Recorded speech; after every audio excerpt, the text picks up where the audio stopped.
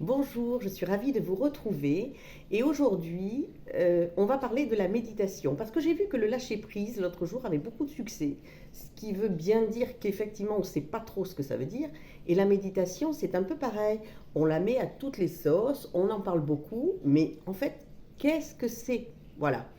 C'est une espèce de couteau suisse, on a l'impression que ça va être le remède à tout et que si on ne le fait pas bien, on va avoir plein de soucis. En fait, c'est une rencontre sereine avec soi-même, avec la réalité, avec sa propre réalité. Alors, très important à savoir, on n'arrête pas son cerveau. Un cerveau, ça tourne à 1000 à l'heure et ça ne s'arrête pas, et tant mieux. Donc on ne peut pas, ne vous dites pas, mais j'arrive pas à arrêter mon cerveau. C'est pas possible. C'est impossible et c'est infaisable. Donc ça, on laisse tomber. Deux, vraiment, si je veux simplifier la méditation, c'est être présent euh, à soi-même, à ce qui se passe ici et maintenant. On revient un peu sur le lâcher-prise, c'est être ici et maintenant.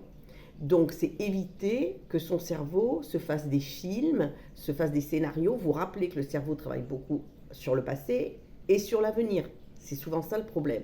Donc là, c'est essayer d'apprendre, c'est une espèce de gymnastique, d'être ici et maintenant de façon sereine. Vous allez me dire, c'est vachement compliqué quand on a plein de soucis plein la tête. C'est vrai que c'est pas si simple. Donc je dirais surtout ne pas se culpabiliser si on n'y arrive pas et être extrêmement bienveillant avec l'apprentissage de la méditation. Alors, il y a des tas d'applications qui peuvent vous aider si vous avez envie d'essayer. Choisissez la vôtre. Vous pouvez méditer devant un feu de bois, devant des vagues, mais tout le monde n'y arrive pas. C'est un peu compliqué. Est-ce que je peux méditer quand je prends un carreau de chocolat? Alors, pour vous expliquer, il faut être en fait dans le ressenti, dans la sensation, dans les émotions.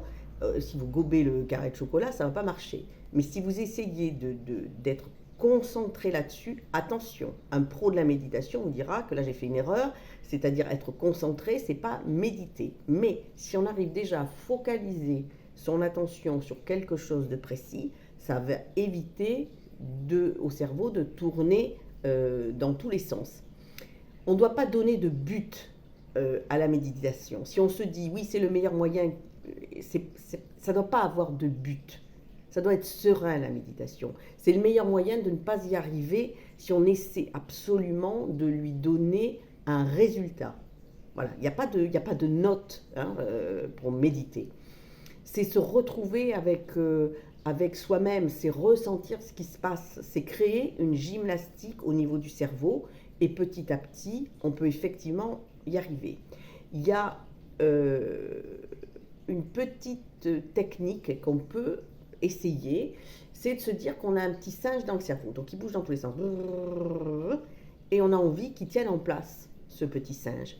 Et pour qu'il tienne en place, il faut qu'on essaie de lui donner un objet, quelque chose qui va attirer son attention et qui va faire qu'il va s'apaiser, il ne va plus bouger. En fait, c'est ça, c'est retrouver le calme après la tempête, après les vagues, etc.